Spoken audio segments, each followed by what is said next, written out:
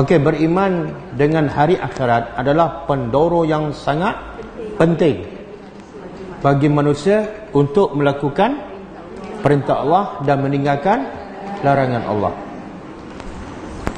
Boleh? Sebab tu Nabi dakwah 13 tahun di Mekah, apa yang Nabi tekan? Hukum salat, taharah, haid, mandi junub, atau apa dah? 13 tahun di Mekah. Beriman dengan hari akhirat, akidah. Okey, boleh?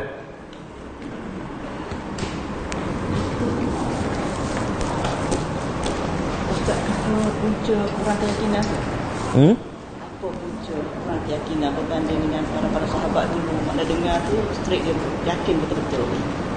Masalah yang sekarang kalau kita sekarang. Okey. Dia punca dia pertama, lama tak dengar peringatan. Kan Allah sebut dalam surah Yasin, Quran diturunkan, Yasin wal Quranil Hakim. Sambung. Innaka laminal mursalin ala siratin mustaqim tanzil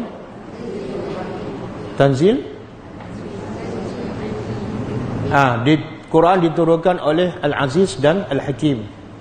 Untuk apa? Litunzira, untuk engkau Muhammad memberi peringatan kepada siapa? Kaum mana ni? Ma unzira aba'uhum, yang nenek moyang mereka ma unzira, dah lama tak dapat peringatan. Akhirnya wahum ghafilun, mereka lupa.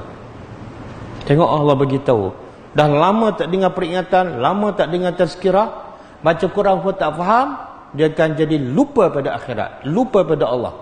Maka bila lupa akhirat, lupa Allah, apa dalam kepala dia? Automatik dunia. Nak dunia, nak banyak, nak macam-macam.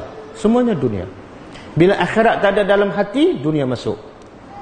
Sebab itulah Quran kata, fazakir fa inna zikra tanfa'ul mu'minin. Selalulah beri peringatan, kerana peringatan itu memberi manfaat kepada orang beriman.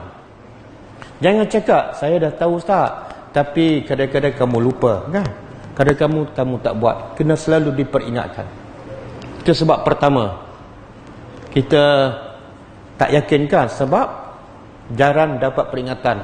Kemudian ditambah pula yang kedua, selalu duk dengar setiap hari, duk tengok setiap hari cerita pasal dunia. Bila dunia duk masuk dalam hati kita, dia jadi hijab. Hijab apa dah? Benteng, dinding. Bila ada hijab, hidayat tak akan masuk, cakap apa pun tak masuk. Sebab ada benteng, ada dinding. Kan? Allah kata pada dalam surah Al-Mutaffifin,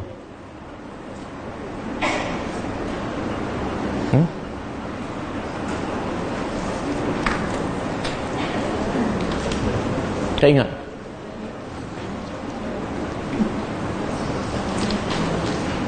Allah kata, saya baca terjemahan, saya baca terjemahan, lepas tu baca ayat Quran. Okey. Allah kata bila dibaca ayat-ayat Al-Quran pada mereka, mereka berkata ini cerita dongeng, tak ada faedah. Quran-Quran ni tak ada faedah lah, tak membantu aku jadi kaya, tak membantu aku jadi senang, kan? Kemudian Allah kata apa? Kalla, sekali-kali tidak. Quran bukan cerita dongeng, Quran bukan cerita kosong. Tetapi bal rana ala qulubihim. Tapi sebab ran dalam hati kamu, yang menyebabkan kamu tak nampak kebaikan Al-Quran. Ran apa dah? Bima kanu yaksibun, disebabkan dosa yang mereka lakukan. Jadi sebab ketiga, dosa. Bila kita banyak buat dosa, jadi ran. Ran tu macam selaput. Bila selaput dah tebal, orang bagi peringatan pun tak menjadi, tak berkesan. Okey. Itulah Nabi dan sahabat selalu baca Quran, tak pernah berhenti, kan? Setiap hari, dah lama. Sebab bagi mereka Quran tu mengingatkan mereka, takut-takut mereka lupa. Okey, boleh?